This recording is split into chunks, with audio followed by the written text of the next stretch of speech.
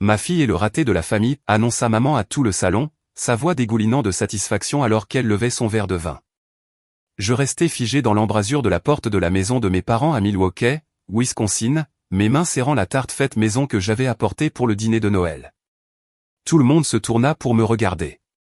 Tante, oncle, cousin que je reconnaissais à peine, leur visage affichant un mélange de pitié et d'embarras indirect. Je forçai mes lèvres à esquisser quelque chose qui ressemblait à un sourire. « J'aimerais vous présenter quelqu'un, dis-je doucement, ma voix plus ferme que je ne me sentais. Je m'appelle Charlène, et j'ai 35 ans. D'aussi loin que je me souvienne, ma mère s'est donnée pour mission personnelle de me rappeler, ainsi qu'à toute personne à portée d'oreille, que je suis une déception, célibataire à 35 ans, sans enfant, travaillant dans une boulangerie au lieu d'avoir une vraie carrière. La liste de mes échecs, selon elle, pourrait remplir des volumes. Ce dîner de Noël était censé être différent. Je m'étais promis que ce serait la dernière fois que je la laisserais m'humilier devant la famille. J'avais un secret, quelque chose qui allait tout changer. Mais alors que je restais là à la regarder ricaner à mon intention par-dessus le bord de son verre, je réalisais qu'elle n'avait aucune idée de ce qui allait se passer. Les problèmes ont commencé il y a des années, probablement quand j'ai eu 30 ans et que je ne m'étais toujours pas marié. Maman avait toujours été critique, mais quelque chose a changé à ce moment-là. À chaque réunion de famille, elle trouvait de nouvelles façons de souligner mes défauts. Au mariage de ma cousine, elle a dit à la mère de la mariée qu'au moins sa fille avait trouvé quelqu'un qui voulait l'épouser. À Thanksgiving il y a 2 ans, elle a demandé à voix haute si je prévoyais de mourir seul avec des chats. Je n'aimais même pas les chats. Ma sœur cadette, Diane, avait toujours été l'enfant chéri. Elle s'est mariée à 23 ans avec un dentiste nommé Gregory, a eu 2 enfants avant ses 30 ans, et vit maintenant dans une maison impeccable en banlieue. Maman ne manquait jamais une occasion de nous comparer, généralement avec moi juste à côté. Diane sait comment rendre un homme heureux, disait-elle. C'est pour ça qu'elle a une si belle famille. J'ai essayé de riposter au début, j'ai essayé de défendre mes choix, mais maman avait une façon de tordre tout ce que je disais, me faisant passer pour quelqu'un de défensif et de pathétique. Alors, j'ai appris à rester silencieuse, à sourire et à acquiescer, et à compter les minutes jusqu'à ce que je puisse partir. La boulangerie où je travaillais n'était pas glamour, mais j'adorais ça. J'y avais commencé il y a 10 ans comme assistante à temps partiel en essayant de déterminer ce que je voulais faire de ma vie. Il s'avère que je voulais faire du pain, du bon pain, le genre qui faisait fermer les yeux aux gens quand ils prenaient la première bouchée. Ma patronne, Hélène, m'avait appris tout ce qu'elle savait, et quand elle a pris sa retraite il y a 5 ans, elle m'a aidé à lui racheter l'entreprise. Maman n'a jamais reconnu que je possédais la boulangerie. Pour elle, je travaillais juste dans une boutique. Elle ne m'a jamais posé de questions sur ma vie, n'a jamais visité la boulangerie, ne semblait jamais intéressée par quoi que ce soit que je fasse à moins que cela n'implique de m'embarrasser devant des parents. Ce Noël était censé être différent à cause d'Ethan. Je l'avais rencontré il y a 8 mois quand il est entré dans la boulangerie à la recherche d'un type spécifique de levain que sa grand-mère avait l'habitude de faire. Il était en ville pour des réunions d'affaires, séjournant dans un hôtel du centre-ville. Nous avons parlé pendant 20 minutes de pain de toutes sortes, et il est revenu le lendemain et le jour suivant. Ethan vivait à Seattle mais voyageait constamment pour le travail. Il était calme, réfléchi et semblait sincèrement intéressé par ce que j'avais à dire. Nous avons commencé à sortir ensemble à distance, ce qui était difficile, mais a en quelque sorte fonctionné. Il a fait l'effort de visiter Milwaukee dès qu'il le pouvait, et je suis allé le voir 2 fois. Je n'avais pas parlé de lui à ma famille. Une partie de moi voulait protéger ce que nous avions des inévitables critiques de maman. Une partie de moi était terrifiée à l'idée que si je l'amenais à la maison, elle gâcherait d'une manière ou d'une autre. Mais Ethan a insisté pour les rencontrer. Il a dit qu'il voulait faire partie de ma vie complètement. Alors, j'avais accepté de l'amener au dîner de Noël. Le plan était simple, j'arriverais en premier pour aider aux préparatifs, et il se présenterait 1 heure plus tard. Je voulais évaluer la situation, m'assurer que maman était de bonne humeur avant de le présenter. Ce plan est tombé à l'eau au moment où je suis entré et que j'ai entendu maman déjà en train de faire la cour dans le salon, racontant des histoires sur mes échecs à quiconque voulait l'écouter. Elle a 35 ans et est toujours célibataire, disait maman alors que j'entrais. Vous imaginez? Je ne sais pas où j'ai mal tourné avec celle-là. Ma tante Patricia fit un bruit de sympathie. Certaines femmes ne sont tout simplement pas faites pour le mariage. Je suppose que ce n'est pas ça, continua maman. C'est qu'elle n'a aucune ambition, aucun entrain. Elle travaille dans une boulangerie, bon sang. Quel genre d'homme veut une femme qui sent la levure toute la journée? Diane, assise sur le canapé avec ses cheveux parfaits et sa tenue parfaite, ne dit rien. Elle ne me défendit jamais, mais elle ne se joignit jamais non plus aux attaques de maman. Elle existait juste dans sa bulle de perfection pendant que j'encaissais les coups. C'est à ce moment-là que je suis entré dans la pièce avec ma tarte, et maman a décidé de faire sa grande annonce sur le fait que j'étais le raté de la famille. Les mots planaient dans l'air comme une mauvaise odeur. Je pouvais sentir mon visage brûler et percevoir l'inconfort de tout le monde et leur réticence à croiser mon regard. Mais j'avais Ethan, et j'avais un plan. Les souvenirs des dîners de Noël passés ont refait surface alors que je restais là à tenir cette tarte. Il y avait l'année où maman a acheté à Diane un collier coûteux et m'a offert un livre de cuisine intitulé Cuisiner pour une personne. Il y a eu le Noël où elle a demandé à voix haute si je prévoyais de congeler mes ovules avant qu'il ne soit trop tard. Chaque fête apportait une nouvelle humiliation, un nouveau rappel que je n'étais pas à la hauteur de ses attentes. J'avais passé 35 ans à essayer de gagner son approbation. J'excellais à l'école, j'avais de bonnes notes, je restais en dehors des ennuis. Mais rien de tout cela n'avait d'importance parce que je n'étais pas Diane. Je n'étais pas marié avec des enfants. Je ne suivais pas exactement le chemin que maman avait tracé pour moi. La boulangerie est devenue mon sanctuaire. Hélène, mon ancienne patronne et mentor, avait été plus une mère pour moi que ma propre mère ne l'avait jamais été. Quand elle a décidé de prendre sa retraite, elle m'a fait asseoir dans l'arrière-bureau et m'a dit qu'elle voulait que j'achète l'entreprise. Tu as un don, a-t-elle dit. Et je ne te verrai pas le gaspiller parce que tu as trop peur de croire en toi. J'étais terrifié. Contracter un prêt, devenir propriétaire d'une entreprise, cela me semblait impossible. Mais Hélène croyait en moi, et d'une manière ou d'une autre, cela m'a fait croire en moi.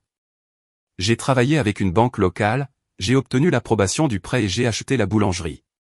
C'était il y a 5 ans, et chaque année depuis a été meilleure que la précédente. Maman n'est jamais venue à la grande réouverture. Elle n'a jamais demandé comment allaient les affaires. Elle n'a jamais reconnu que j'avais fait quelque chose de difficile et que j'avais réussi. Pour elle, je travaillais toujours juste dans une boulangerie, rien de plus. Ethan a tout changé.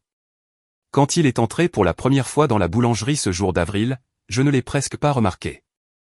C'était la cohue du matin, et j'étais couverte de farine, essayant frénétiquement de suivre les commandes. Il a attendu patiemment dans la file d'attente, et quand il est arrivé au comptoir, il a demandé si nous avions un levain traditionnel de style San Francisco. Ma grand-mère avait l'habitude d'en faire, expliqua-t-il. Je cherche quelque chose de similaire depuis des années. Je n'avais pas exactement ce qu'il voulait, mais j'ai proposé de lui faire un pain sur mesure. Il accepta immédiatement et revint 2 jours plus tard pour le récupérer. Quand il l'a goûté, il a fermé les yeux et a souri. C'est ça, dit-il. C'est exactement ce dont je me souviens. Nous avons commencé à parler après ça. Il m'a parlé de sa grand-mère, de son enfance en Californie, de la façon dont les souvenirs de nourriture étaient les plus forts qu'il ait eus. Je lui ai parlé de l'apprentissage de la pâtisserie, de la satisfaction de créer quelque chose de mes propres mains. Il est revenu chaque jour de son voyage, parfois juste pour un café, parfois pour essayer la nouvelle pâtisserie que j'avais faite. Le dernier jour de son séjour à Milwaukee, il a demandé mon numéro. Je le lui ai donné, ne m'attendant pas vraiment à ce qu'il se passe quelque chose, mais il a appelé le soir même, et nous avons parlé pendant 2 heures. Il a appelé à nouveau le lendemain soir et le soir après ça. Notre relation s'est développée lentement, avec précaution. Il m'a parlé de son travail, quelque chose dans la technologie, bien qu'il soit modeste sur les détails. J'ai appris qu'il voyageait constamment, qu'il était basé à Seattle mais passait plus de temps dans les hôtels qu'à la maison. Il semblait seul malgré son succès, et je comprenais parfaitement ce sentiment. Quand il m'a finalement dit ce qu'il faisait dans la vie, j'ai ri. J'ai cru qu'il plaisantait. Mais il a sorti des articles sur son téléphone, m'a montré des photos de lui lors de conférences de l'industrie, a prouvé qu'il était exactement qui il prétendait être.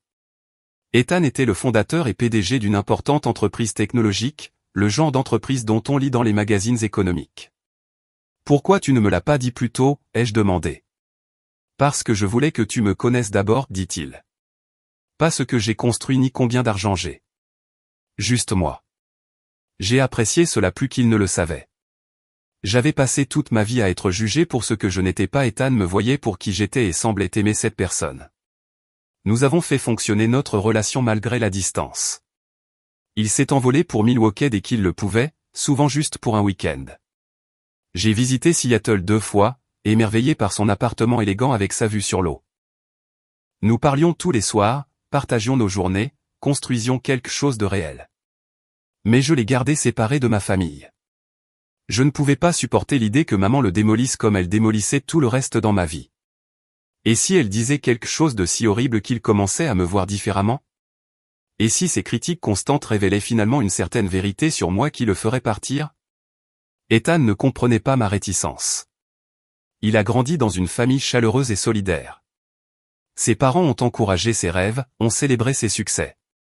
Le concept d'une mère qui travaille activement à saper le bonheur de sa fille lui était étranger. Je veux les rencontrer, dit-il un soir de novembre. Je veux faire partie de toute ta vie, pas seulement des parties que tu me montres. J'ai essayé d'expliquer comment était ma famille, en particulier maman.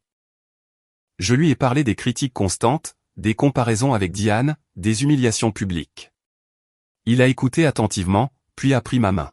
« Laisse-moi être là avec toi, dit-il. Tu ne devrais pas avoir à affronter ça seul. » Alors, j'ai accepté de l'amener au dîner de Noël. J'ai tout planifié avec soin. J'arriverai tôt pour aider aux préparatifs, et il viendrait plus tard après que tout le monde se soit installé.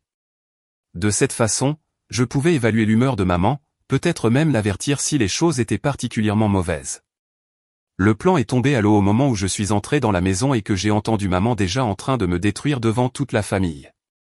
Restant là avec cette tarte dans mes mains, écoutant ma mère m'appeler le raté de la famille, j'ai senti quelque chose changer en moi. Ce n'était pas de la colère exactement, bien qu'il y en ait beaucoup. C'était plus comme une clarté, une soudaine compréhension aiguë que ce schéma devait cesser. J'avais envoyé un texto à Ethan dès que je suis arrivé, lui disant d'attendre avant d'entrer. Maintenant, j'ai sorti mon téléphone et j'ai envoyé un autre message, « Viens maintenant, il est temps. » Maman faisait toujours la cour, semblant dynamisée par son public. Je ne sais pas ce que je suis censé dire aux gens, continua-t-elle. Quand ils me posent des questions sur mes filles, je peux me vanter de Diane toute la journée. Mais Charlène, que suis-je censé dire d'une boulangère de 35 ans sans perspective? Ma tante Patricia se tortillait inconfortablement. Eh bien, certaines personnes éclosent tardivement. Éclosent tardivement? Maman rit. Patricia, elle ne va pas éclore. C'est ça. C'est tout ce qu'elle sera jamais. Diane a finalement pris la parole, sa voix douce. Maman, peut-être devrions-nous parler d'autre chose. Pourquoi? Parce que la vérité fait mal? Maman se tourna pour me regarder directement pour la première fois. Peut-être que si quelqu'un avait été honnête avec elle il y a des années, elle aurait fait de meilleurs choix. Mais non, tout le monde voulait être solidaire et encourageant. Regardez où cela nous a menés. Je posai la tarte sur la table d'entrée. Mes mains tremblaient, mais pas de peur ou d'embarras. J'en avais fini d'avoir peur d'elle.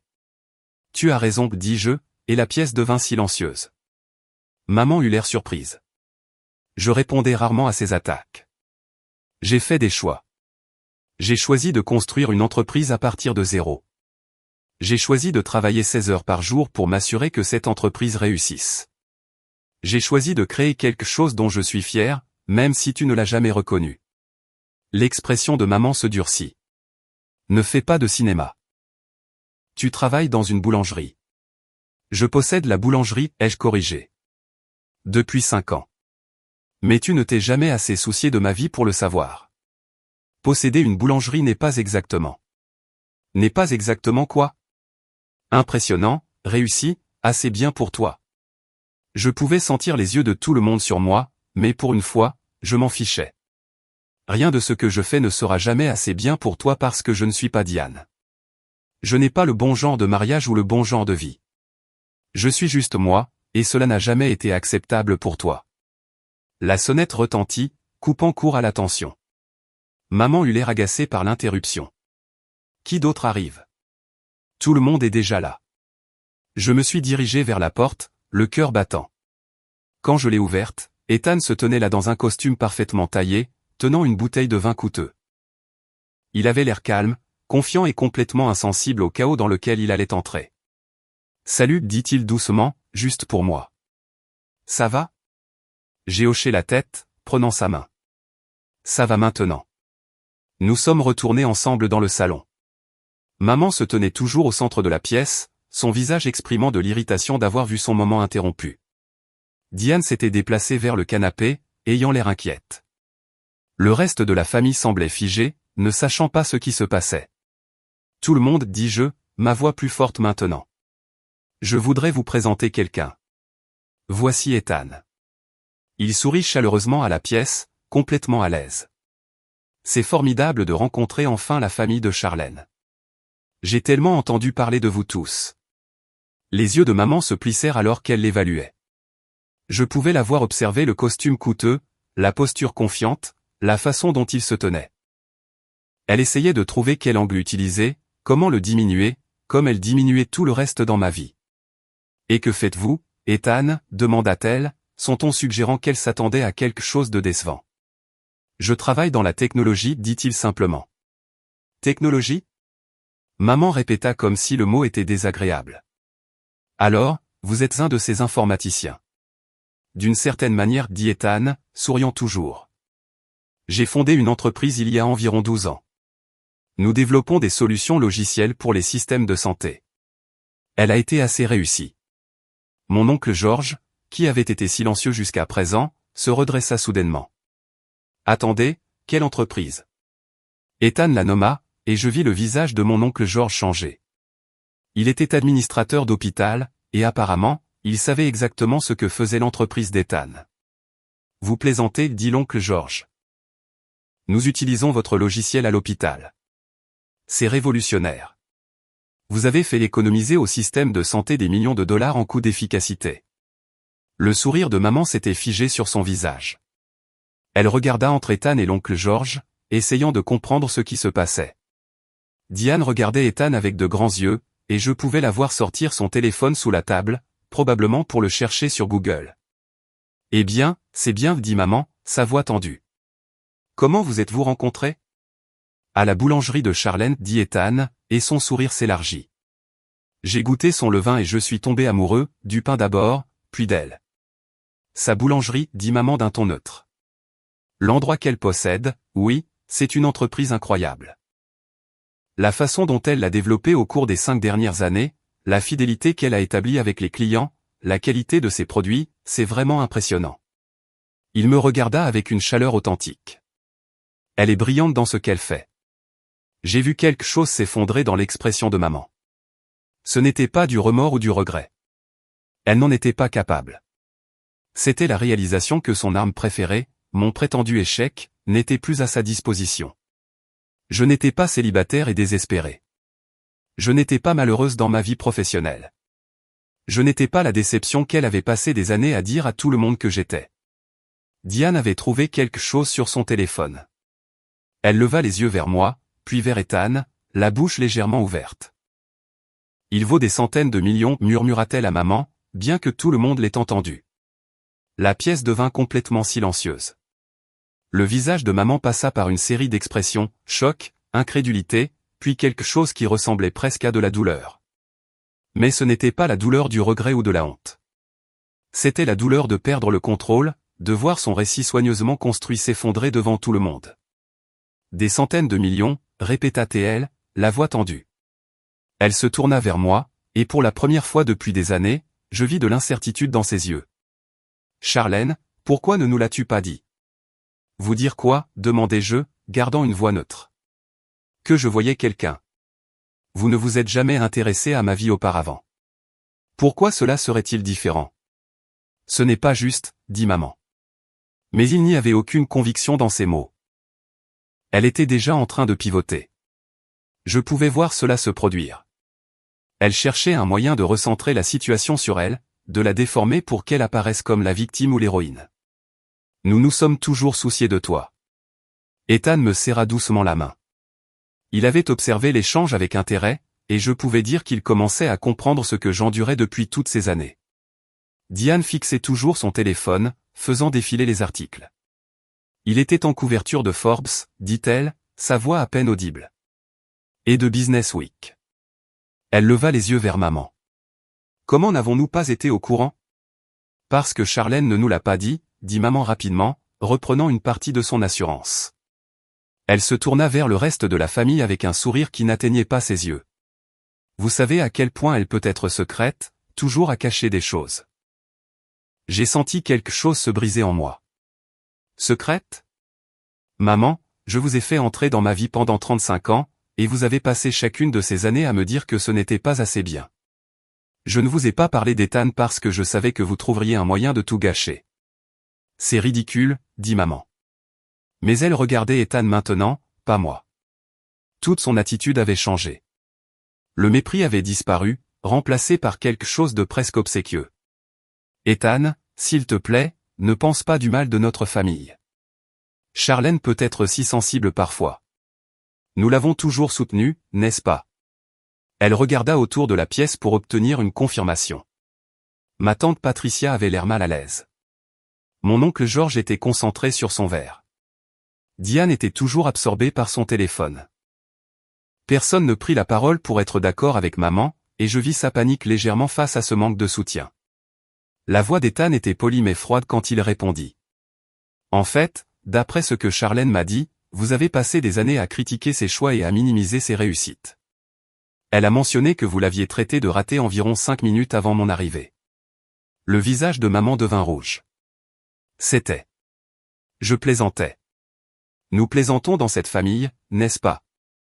Elle me regarda désespérément. Charlène sait que je ne pense rien de tout ça. Mais vous le pensez, dis-je doucement. Vous avez pensé chaque mot, chaque comparaison à Diane, chaque commentaire sur mon âge, mon travail ou ma vie. Vous avez passé des années à essayer de me faire sentir inutile. J'essayais de te motiver, protesta maman. De te pousser à être meilleur. Meilleur que quoi? Meilleur que moi-même? J'ai bâti une entreprise prospère. J'ai créé quelque chose de significatif. Mais vous ne l'avez jamais vu parce que vous étiez trop occupé à être déçu que je ne vive pas exactement la vie que vous vouliez que je vive. Diane leva finalement les yeux de son téléphone. Charlène, je n'avais aucune idée que tu ressentais ça. Comment aurais-tu pu le savoir? Je me tournai vers ma sœur. Tu étais trop occupée à être parfaite, et je ne te le reproche pas. Tu as trouvé quelqu'un que tu aimes. Tu as une famille. Tu es heureuse. C'est merveilleux. Mais maman a utilisé ta vie comme une arme contre moi. Et tu ne lui as jamais dit d'arrêter. Diane avait l'air anéantie. Je pensais que c'était juste comme ça qu'elle était. Je ne pensais pas, tu ne pensais pas que ça faisait mal? Je finis pour elle. Bien sûr que ça fait mal, mais personne ne s'en souciait assez pour que ça s'arrête. Maman reprenait ses esprits maintenant, retrouvant ses marques.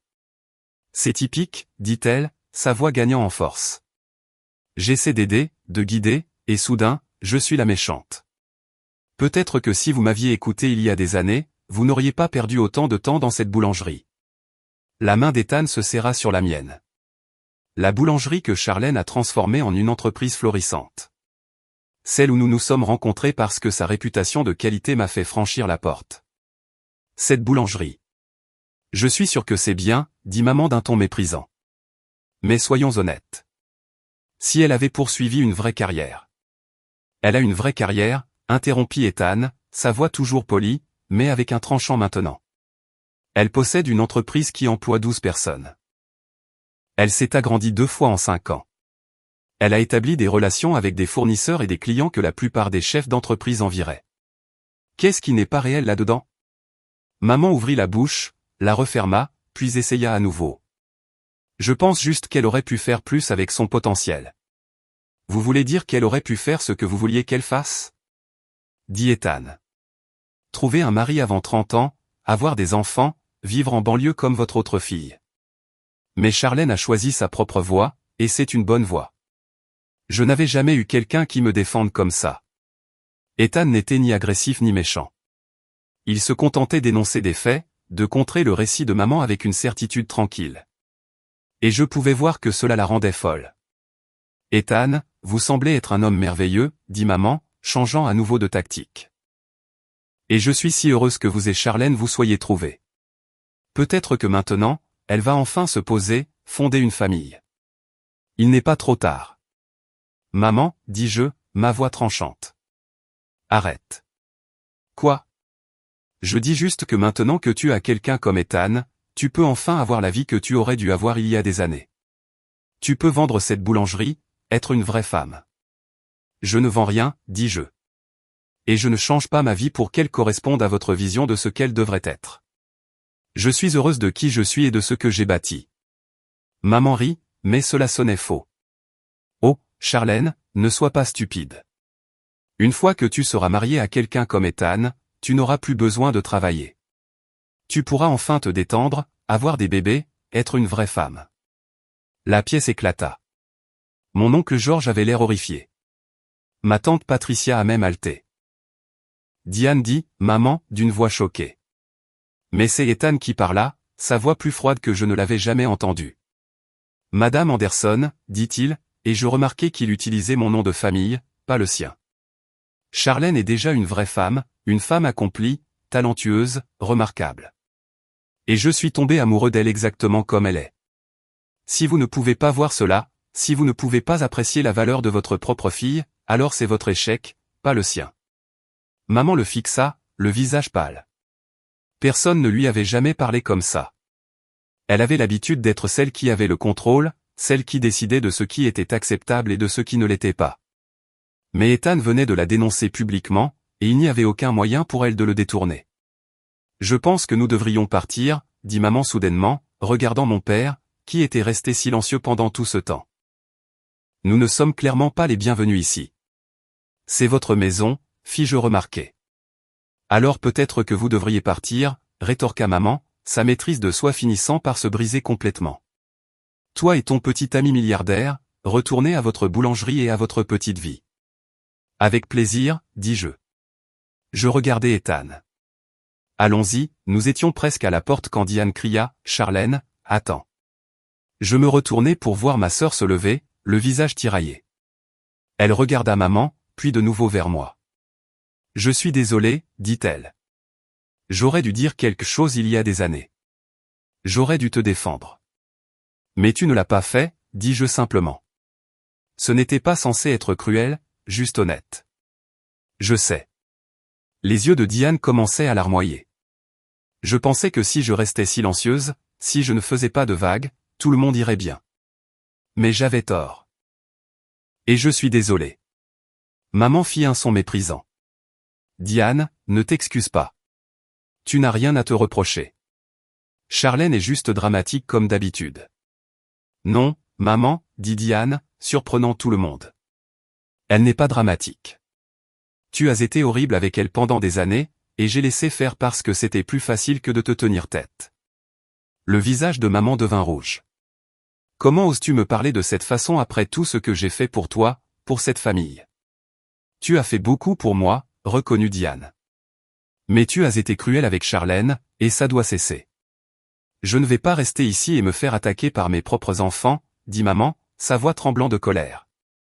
D'abord, Charlène fait entrer cet étranger dans notre maison et monte tout le monde contre moi, et maintenant tu te joins à elle.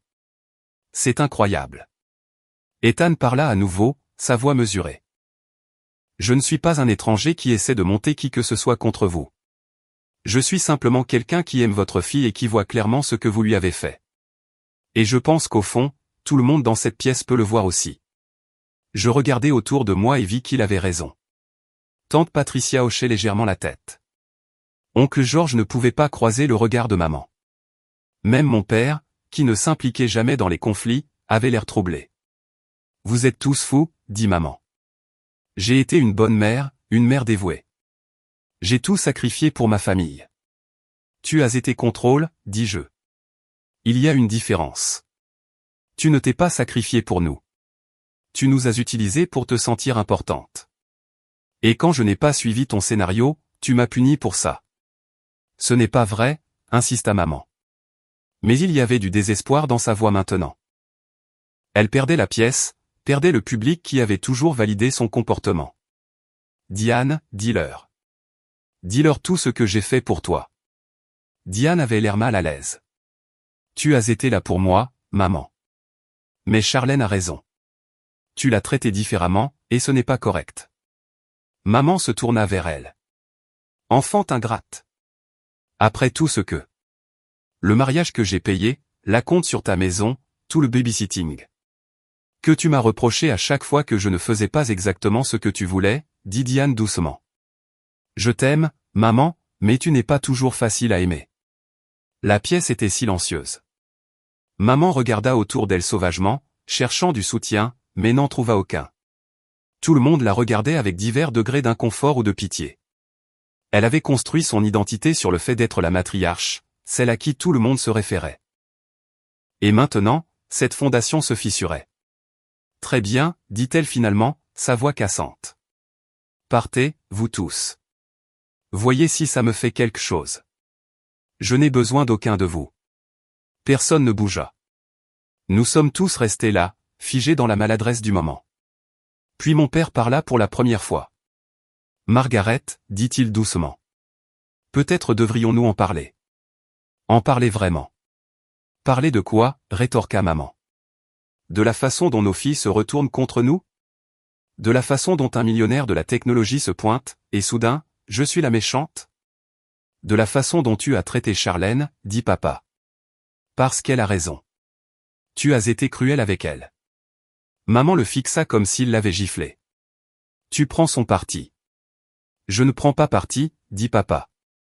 Je ne fais que reconnaître la vérité. Et la vérité est que tu as été injuste envers Charlène pendant longtemps. Je n'arrive pas à y croire, dit maman. Je n'arrive pas à croire que ma propre famille se ligue contre moi. Nous ne nous liguons pas contre toi, dis-je. Et j'ai été surprise de constater que j'avais de la peine pour elle à ce moment-là. Pas assez pour retirer ce que j'avais dit, mais assez pour adoucir légèrement ma voix. Nous te demandons juste de voir comment tu m'as blessé. C'est tout. Blessé? La voix de maman monta à nouveau. Je t'ai poussé à être meilleure. C'est ce que font les mères. Non, maman. Tu m'as démoli. Il y a une différence entre pousser quelqu'un à grandir et le faire se sentir inutile. Maman secoua la tête violemment. Je ne t'ai jamais fait te sentir inutile. Tu es juste trop sensible. Tu l'as toujours été. Ethan s'avança légèrement. Puis-je vous demander quelque chose, Madame Anderson? Savez-vous au moins comment s'appelle la boulangerie de Charlène? Maman cligna des yeux. Quoi? Bien sûr que je. Elle s'arrêta, le visage devenant vide. Comment s'appelle-t-elle? Insista Ethan doucement. Le silence s'étira. La bouche de maman s'ouvrit, se ferma. Elle me regarda, puis détourna le regard. Je ne vois pas ce que ça a à voir avec quoi que ce soit. Vous ne savez pas, dit Ethan. Et ce n'était pas une question. Votre fille possède une entreprise depuis 5 ans, et vous ne connaissez même pas son nom. Je suis occupé, dit maman sur la défensive. Je ne peux pas me souvenir de tous les petits détails. Ce n'est pas un petit détail, dis-je. C'est ma vie. C'est ce que je fais tous les jours. C'est ce dont je suis fier. Et vous ne vous êtes jamais soucié de savoir comment elle s'appelle. Ce n'est pas juste, protesta maman faiblement. J'ai eu beaucoup de choses à faire. La boulangerie s'appelle Rising Sun, dit Ethan. Elle a choisi ce nom parce qu'elle voulait qu'il symbolise les nouveaux départs. Elle ouvre à 5 heures tous les matins pour préparer du pain frais pour ses clients. Elle connaît la plupart d'entre eux par leur nom. Elle a bâti quelque chose de réel et de significatif, et vous ne l'avez jamais reconnu. Le visage de maman était pâle maintenant. Elle regarda autour de la pièce à nouveau, mais cette fois, je vis quelque chose de différent dans son expression. Pas de la colère ou de la défensive, mais de la peur. Elle avait peur de perdre le contrôle, peur d'être vue comme la personne qu'elle était réellement au lieu de la personne qu'elle prétendait être. Je pense que nous devrions partir, dis-je à Ethan. Il n'y a rien de plus à dire ici. Nous nous sommes retournés pour repartir. Et cette fois, Diane ne nous a pas arrêtés. Mais alors que nous atteignions la porte, maman a crié une dernière fois. Charlène. Je me suis arrêté, mais je ne me suis pas retourné. Tu vas le regretter, a-t-elle dit, et sa voix était froide. Tu verras. Tu te crois meilleur que nous maintenant à cause de lui, mais l'argent ne change pas qui tu es. Tu seras toujours la déception, peu importe avec qui tu es. Je me suis retourné lentement. Ethan s'est tendu à côté de moi, mais j'ai posé ma main sur son bras. C'était mon moment. Tu as tort, ai-je dit calmement. Je ne suis pas une déception. Je ne l'ai jamais été. La seule personne déçue ici, c'est toi. Déçu de ne plus pouvoir me contrôler. Déçu que ton récit de mon échec ne fonctionne pas quand je réussis réellement. C'est ton problème, maman, pas le mien. Je n'ai pas attendu sa réponse. Ethan et moi sommes sortis dans la froide soirée de décembre, la porte se refermant derrière nous avec un clic définitif. Au moment où nous avons quitté le Porsche, je me suis sentie plus légère, comme si je portais un poids dont je n'avais même pas conscience. Ethan m'a serré contre lui. Ça va? Je vais mieux que bien, ai-je dit, et je le pensais. Je suis libre. Nous sommes montés dans sa voiture de location et il a démarré. J'ai supposé qu'il me ramenait à mon appartement, mais au lieu de cela, il a conduit jusqu'au bord du lac. Milwaukee était magnifique la nuit, surtout en hiver. Les lumières de la ville se reflétaient sur l'eau gelée, créant une scène paisible qui était exactement ce dont j'avais besoin. Tu veux en parler? A demandé Ethan après que nous soyons restés assis dans un silence confortable pendant quelques minutes. Je ne sais pas quoi dire, ai-je admis. Une partie de moi se sent coupable de l'avoir confronté comme ça. Mais surtout, je me sens soulagé. Tu ne devrais pas te sentir coupable, a dit Ethan. Elle avait besoin de l'entendre. Ils avaient tous besoin de l'entendre. Tu as vu sa tête quand tu as posé la question sur le nom de la boulangerie? Je n'ai pas pu m'empêcher de rire un peu. Elle n'en avait vraiment aucune idée. Cela m'a dit tout ce que j'avais besoin de savoir sur elle. Chérie, a-t-il dit, elle ne te connaît pas du tout, Charlène. Elle a été tellement occupée à essayer de te transformer en ce qu'elle voulait qu'elle n'a jamais pris la peine de voir qui tu es réellement. J'ai posé ma tête contre son épaule. Merci d'être venu ce soir, de m'avoir défendu. Personne ne l'avait jamais fait avant. Tu ne devrais pas avoir à te défendre contre ta propre mère, a dit Ethan. Ce n'est pas normal. Ce n'est pas de l'amour. Nous sommes restés assis là pendant un certain temps à regarder les lumières sur l'eau. Mon téléphone a vibré plusieurs fois. Des textos de Diane, de tante Patricia, même un d'oncle Georges. Je ne les ai pas regardés tout de suite. J'avais besoin de ce moment de paix.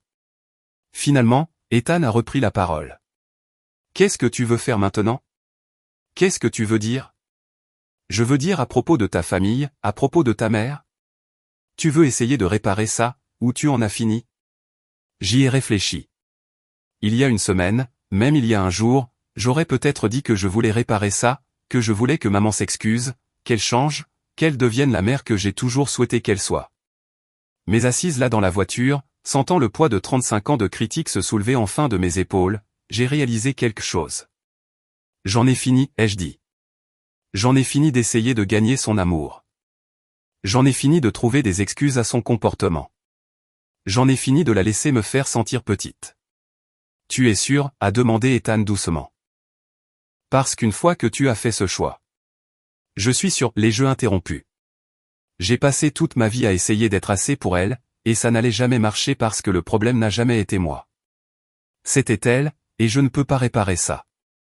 Ethan a embrassé le sommet de ma tête. Alors je te soutiens. Quoi que tu décides, je suis avec toi.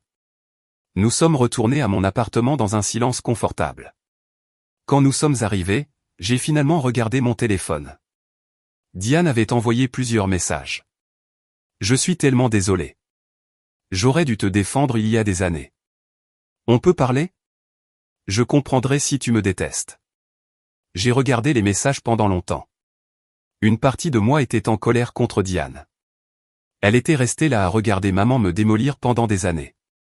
Elle avait profité d'être l'enfant chéri pendant que je prenais tous les coups. Mais une autre partie de moi se souvenait qu'elle était une victime, elle aussi, mais d'une manière différente. L'amour de maman avait toujours des conditions, même pour elle. J'ai répondu par texto, je ne te déteste pas, mais j'ai besoin d'un peu de temps. Sa réponse a été immédiate. Je comprends. Je t'aime. Je n'ai pas répondu à ça. Je n'étais pas encore prête. Ethan est resté avec moi cette nuit-là. Nous avons commandé à emporter et regardé de vieux films, et je me suis senti plus en paix que je ne l'avais été depuis des années. Vers minuit, mon téléphone a sonné. C'était maman.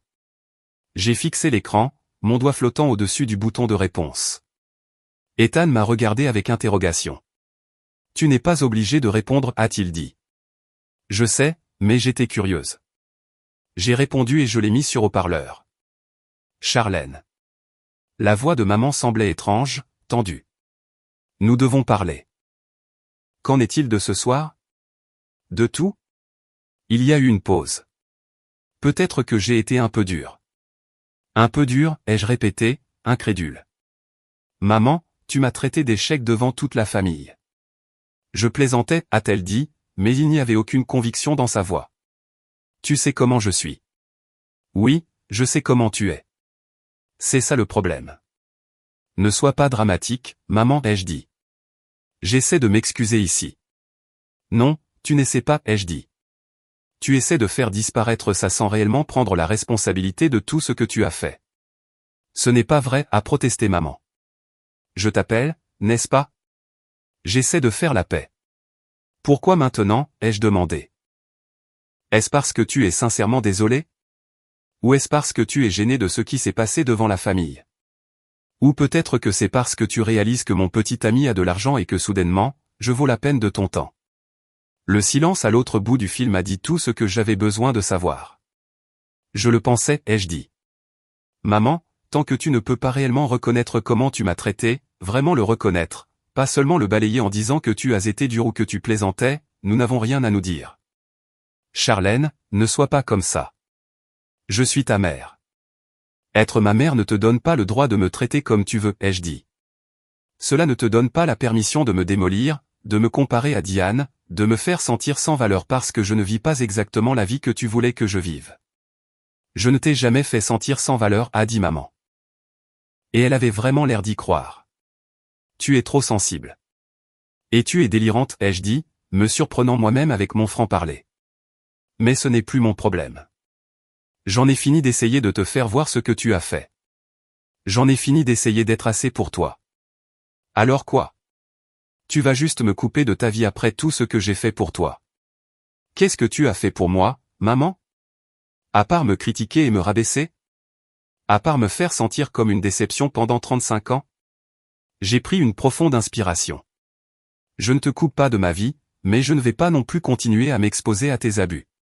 Si tu veux un jour avoir une vraie relation avec moi, tu sais ce que tu dois faire. Tu dois être réellement désolé. Pas désolé d'avoir été démasqué. Pas désolé que les choses soient inconfortables maintenant. Désolé de la façon dont tu m'as traité. C'est ridicule, a dit maman, sa voix redevenant froide. Tu jettes ta famille pour rien. Ce n'est pas rien pour moi, ai-je dit. Au revoir, maman. J'ai raccroché avant qu'elle ne puisse répondre. La semaine après Noël a été étrange. Je suis retourné travailler à la boulangerie, retrouvant ma routine familière de matinée matinale et l'odeur réconfortante du pain frais.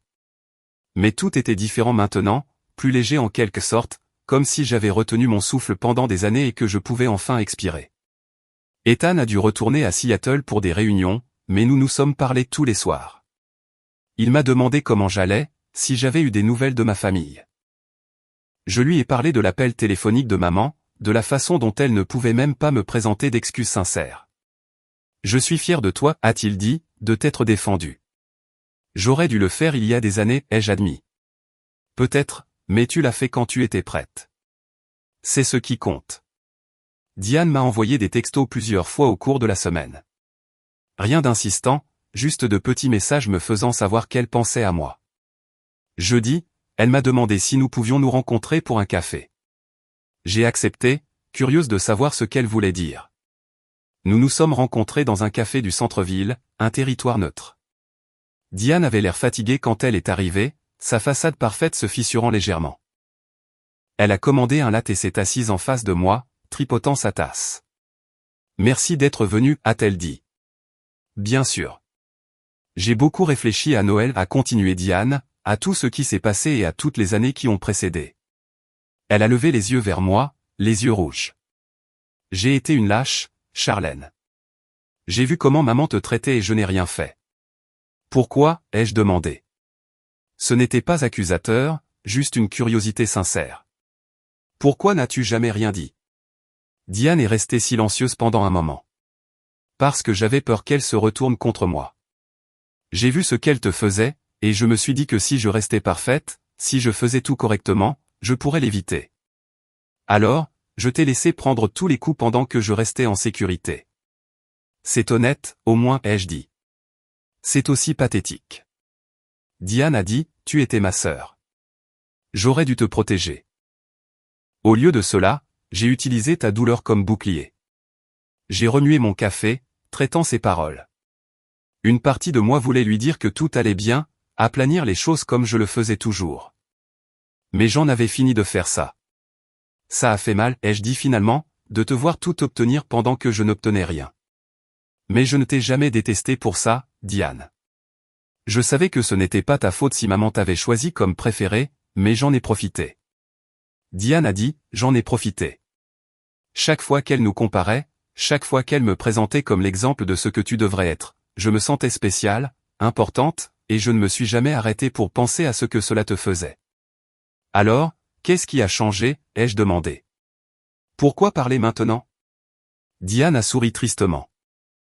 Parce que je t'ai vu franchir cette porte avec quelqu'un qui te voit réellement, qui te valorise réellement. Et j'ai réalisé que toutes ces années, j'ai joué à ce jeu avec maman, essayant d'être parfaite, essayant de la rendre heureuse, mais c'est toi qui as réellement gagné. Tu as construit quelque chose de réel. Tu as trouvé quelqu'un qui t'aime pour qui tu es, et je suis toujours en train d'essayer d'obtenir l'approbation de maman. Diane, non. Laisse-moi finir, a-t-elle dit. J'ai réfléchi à ma vie, à mon mariage. Grégory et moi, nous ne sommes pas heureux. Nous ne le sommes pas depuis longtemps, mais je reste parce que partir déçoit vrai maman. J'ai les enfants, la maison, la vie parfaite, et je suis malheureuse. Je ne m'y attendais pas, je suis désolé, ai-je dit, et je le pensais. Ne sois pas désolé pour moi, a dit Diane. J'ai fait mes choix. J'ai choisi de jouer au jeu de maman, et c'est là que ça m'a mené. Mais toi, tu t'es choisi toi-même. Tu as renoncé à son approbation et tu as construit ta propre vie. J'admire ça. Nous avons parlé pendant une autre heure. Vraiment parlé comme nous ne l'avions pas fait depuis que nous étions enfants.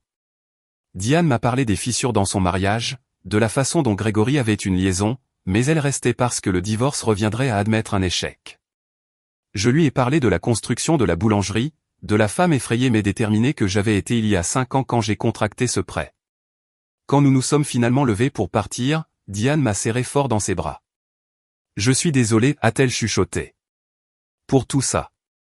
Je sais que ça ne répare rien, mais je suis désolée. Je sais, ai-je dit.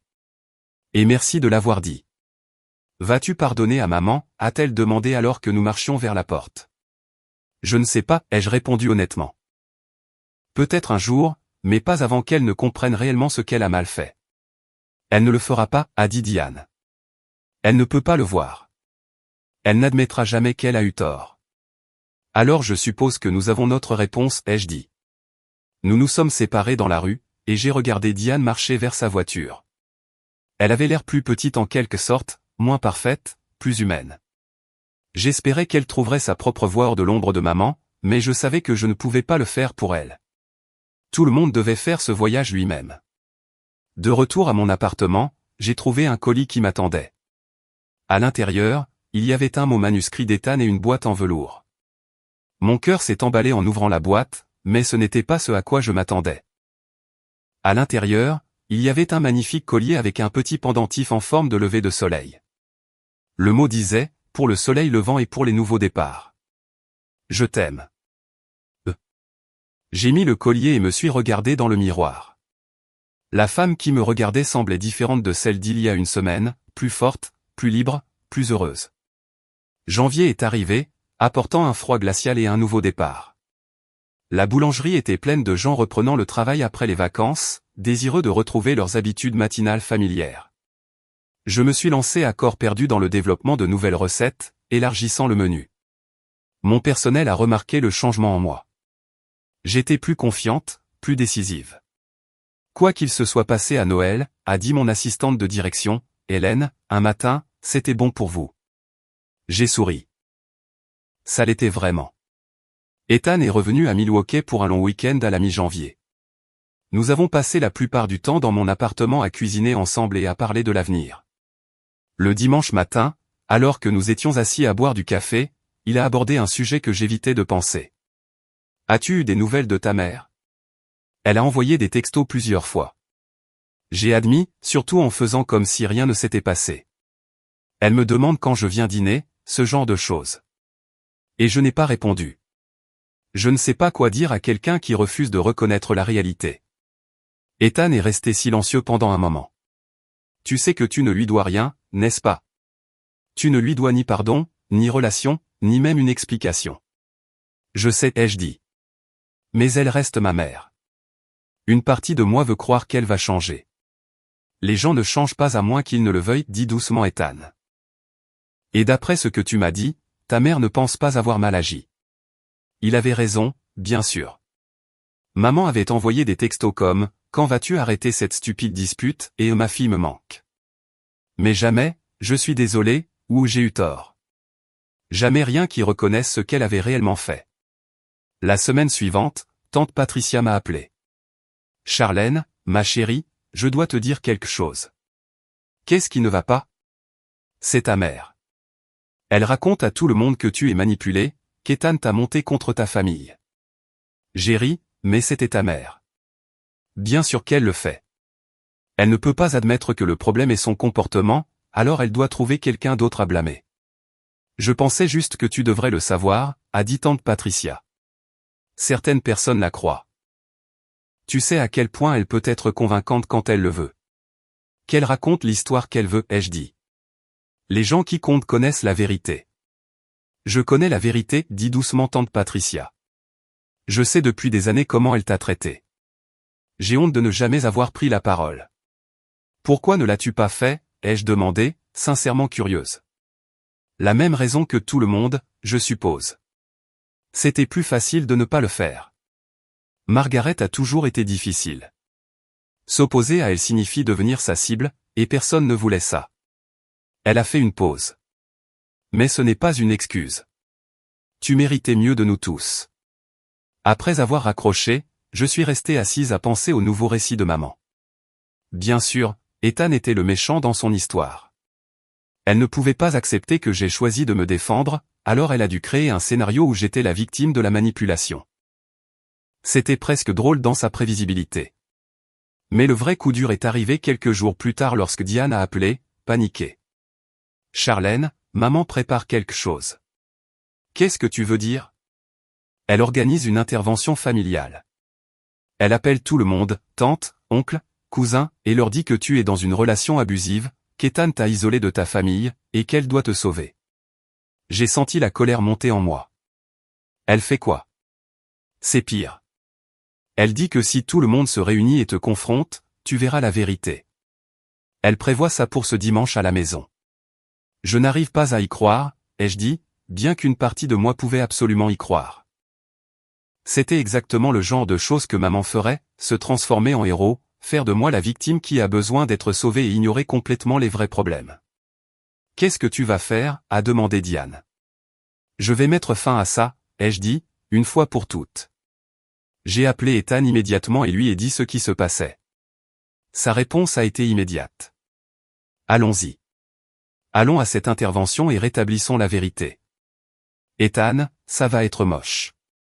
Je m'en fiche. Elle a franchi une limite.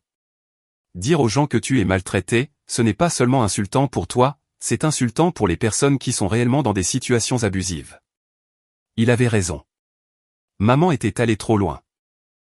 C'était une chose de me critiquer en privé ou même devant la famille, mais répandre des mensonges sur Ethan, le dépeindre comme un agresseur pour manipuler la famille, c'était autre chose. J'ai passé le reste de la semaine à me préparer. J'ai rassemblé des preuves, des relevés bancaires de la boulangerie montrant son succès, les documents de près de quand je l'ai acheté, des photos de récompenses que la boulangerie avait gagnées. J'ai également contacté plusieurs membres de la famille en privé, des gens comme oncle George et tante Patricia, qui avaient été témoins du comportement de maman. Le dimanche, j'étais prête. Ethan est arrivé samedi soir, et nous avons conduit ensemble jusqu'à la maison de mes parents. L'allée était pleine de voitures. Maman avait vraiment mis le paquet, en faisant venir presque toute la famille élargie. « Prête ?» a demandé Ethan alors que nous étions assis dans la voiture. « Prête » ai-je dit. Nous avons marché ensemble jusqu'à la porte. Je n'ai pas pris la peine de frapper, je suis juste entré. Le salon était plein de monde. Ils se sont tous tournés pour nous regarder, leurs expressions allant de l'inquiétude à la curiosité en passant par l'embarras. Et là, debout au centre de tout cela comme un chef d'orchestre devant un orchestre, se trouvait maman. « Charlène, dit-elle, sa voix dégoulinant d'une fausse inquiétude, Dieu merci que tu sois là. Nous devons parler de ce qui t'arrive. » J'ai regardé autour de la pièce, en établissant un contact visuel avec chaque personne. Puis j'ai souri. « Oui, maman. Parlons de ce qui s'est passé. Parlons de tout. » Maman a légèrement hésité à mon ton, mais elle s'est vite reprise. « Tout le monde ici se soucie de toi, Charlène. Nous sommes inquiets de ta relation avec cet homme. Cet homme a un nom, dit calmement Ethan. Je suis Ethan, au cas où quelqu'un l'aurait oublié. Bien sûr, dit maman, bien qu'elle ne le regarde pas Ethan, nous ne t'attaquons pas. Nous sommes juste préoccupés par la rapidité avec laquelle cette relation a progressé et par la façon dont Charlène s'est coupée de sa famille. Je ne me suis coupé de personne, ai-je dit. J'ai fixé une limite. Il y a une différence. Oncle George s'éclaircit la gorge. Charlène, ta mère dit que tu agis bizarrement, que tu as changé. J'ai changé, ai-je convenu. J'ai cessé d'accepter les abus. Est-ce ce qui inquiète tout le monde? Il y a eu un malaise dans la pièce. Tante Patricia a pris la parole. Margaret, peut-être devrions-nous, Patricia, s'il te plaît, a interrompu maman. Laisse-moi gérer ça. Elle s'est retournée vers moi, son expression se transformant en quelque chose qui aurait pu passer pour une inquiétude maternelle. Ma chérie, je sais que tu penses que j'ai été dur avec toi, mais tout ce que j'ai fait, c'était par amour. Et maintenant, j'ai peur qu'Ethan ait profité de ta vulnérabilité. Ma vulnérabilité, ai-je répété. Tu veux dire la vulnérabilité que tu as créée en passant 35 ans à me dire que je ne valais rien. Ce n'est pas ce que j'ai fait, a protesté maman, cherchant du soutien autour d'elle. Je t'ai poussé à être meilleur. C'est ce que font les parents. J'ai sorti mon téléphone et j'ai ouvert l'application d'enregistrement vocal. J'enregistre nos conversations depuis 3 ans, ai-je dit. Voulez-vous que j'en joue quelques-unes pour que tout le monde puisse entendre exactement quel genre de poussée vous avez fait? Le visage de maman est devenu blanc. Tu m'as enregistré? Oui. Je voulais une preuve de ce qui se passait parce que je savais que tu le nierais, comme tu le fais maintenant. J'ai regardé autour de la pièce. Lors de la dernière fête de Thanksgiving, maman m'a dit que j'étais pathétique de ne pas avoir d'enfant. À Pâques, elle a dit qu'aucun homme décent ne voudrait de moi parce que j'étais trop vieille. Lors de mon dîner d'anniversaire l'année dernière, elle m'a dit que je gaspillais ma vie. C'est sorti de son contexte, a dit maman désespérément. Est-ce le cas? J'ai sorti un petit haut-parleur que j'avais apporté et j'ai connecté mon téléphone. Écoutons, voulez-vous? J'ai joué un extrait de Thanksgiving. La voix de maman est venue clairement, regarde Diane avec sa famille. C'est à quoi une femme est censée ressembler à 35 ans. Pas seule et désespérée comme toi. La pièce était silencieuse. J'ai joué un autre extrait, puis un autre. À chaque fois, maman paraissait plus petite, plus acculée. Les membres de la famille qui étaient venus s'attendre à organiser une intervention la regardaient maintenant avec une horreur naissante. Arrête ça, a finalement dit maman, sa voix tremblant. Arrête de jouer ces enregistrements. Pourquoi, ai-je demandé. Parce que c'est embarrassant. Parce que tout le monde peut maintenant entendre ce que je subis depuis des années.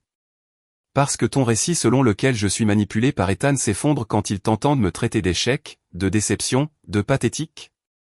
J'étais frustré. Maman a dit, j'essayais de t'aider. Tu étais cruel, ai-je dit platement. Et tu le faisais délibérément. Tu aimais ça. Tu aimais me faire sentir petite parce que ça te faisait sentir puissante. Diane s'est levée de l'endroit où elle était assise tranquillement. Elle a raison, maman. Je t'ai entendu dire des choses pires quand il n'y avait que nous. Tu as été horrible avec Charlène. Diane, ne te retourne pas contre moi, toi aussi, a dit maman, la panique s'installant dans sa voix. Je ne me retourne pas contre toi, a dit Diane. Je suis juste en train d'admettre la vérité. Tu as été abusive envers Charlène pendant des années, et nous avons tous laissé faire. Oncle George a pris la parole. Margaret, je pense que nous devons avoir une conversation honnête ici. Pas sur la relation de Charlène, mais sur ton comportement. Maman a regardé autour d'elle sauvagement, cherchant un allié, mais n'en a trouvé aucun. Même papa la regardait avec une expression que je n'avais jamais vue auparavant, la déception. C'est ridicule, a dit maman, sa voix s'élevant. J'organise une réunion de famille pour aider ma fille, et vous transformez tout ça en une attaque contre moi. Je suis la victime ici. Non, maman, ai-je dit doucement. Tu n'es pas la victime. Tu ne l'as jamais été. Tu étais l'agresseur. Et la seule raison pour laquelle nous sommes tous ici, c'est parce que tu n'as pas pu supporter le fait que je me sois enfin défendu contre toi. Ethan s'est avancé. Madame Anderson, je dois dire quelque chose. J'aime votre fille. J'aime sa force, sa gentillesse, son talent. J'aime qui elle est exactement comme elle est. Et rien de ce que vous dites ou faites ne changera cela. Mais je ne resterai pas les bras croisés pendant que vous répandez des mensonges sur notre relation pour manipuler votre famille. Je n'étais pas à commencer maman, mais tante Patricia l'a interrompu. Margaret, ça suffit. Nous avons tous entendu les enregistrements. Nous avons tous vu comment tu traites Charlène. Cela doit cesser. Maman a regardé autour de la pièce une dernière fois, et j'ai vu le moment où elle a réalisé qu'elle avait perdu, pas seulement cette bataille, mais la guerre. Elle avait joué son jeu trop fort, et tout le monde pouvait la voir pour ce qu'elle était vraiment. Très bien, dit-elle, sa voix froide. Si c'est ce que vous ressentez tous, alors partez. Tous. Je n'ai besoin d'aucun d'entre vous. En fait, maman, ai-je dit, nous sommes déjà partis. Certains d'entre nous sont partis il y a longtemps. Tu ne l'as juste pas remarqué. Ethan et moi nous sommes retournés et sommes sortis. Cette fois, plusieurs personnes nous ont suivis, Diane, tante Patricia, oncle George, quelques cousins. Nous nous sommes tenus ensemble dans l'allée, personne ne sachant trop quoi dire. Finalement, oncle George a pris la parole. Je suis désolé, Charlène, pour tout ça. Merci, ai-je dit simplement. Dans les mois qui ont suivi, maman ne s'est jamais excusée. Elle a dit à tous ceux qui voulaient bien l'écouter que j'avais monté la famille contre elle, que j'étais cruelle et ingrate. Mais son public s'est réduit à mesure que de plus en plus de gens réalisaient la vérité. Papa a fini par emménager dans son propre appartement, fatigué de son amertume et de ses reproches. Diane a demandé le divorce et a commencé à reconstruire sa vie. Plusieurs membres de la famille ont complètement cessé de parler à maman, ne voulant plus tolérer sa manipulation. Maman a fini exactement là où elle avait toujours eu peur de finir, seule, parce qu'elle avait éloigné tout le monde, non pas par honnêteté ou en se défendant, mais par des années de cruauté masquée sous le couvert de l'inquiétude. Elle avait construit son identité sur le contrôle et la critique, et lorsque ses outils ne fonctionnaient plus, il ne lui restait plus rien. Quant à moi, j'ai épousé Ethan lors d'une petite cérémonie 6 mois plus tard, entouré des personnes qui nous aimaient et nous soutenaient réellement. La boulangerie a continué à prospérer, et je n'ai plus jamais douté de mes choix. En repensant à ce dîner de Noël, j'ai réalisé que la plus grande vengeance n'était pas d'exposer maman ou de prouver mon succès. C'était de me choisir enfin moi-même, de m'éloigner de son approbation et de construire une vie dont j'étais fier. Elle avait passé 35 ans à essayer de me faire sentir que je ne valais rien, mais à la fin, j'ai découvert que ma valeur n'avait jamais dépendu de sa validation.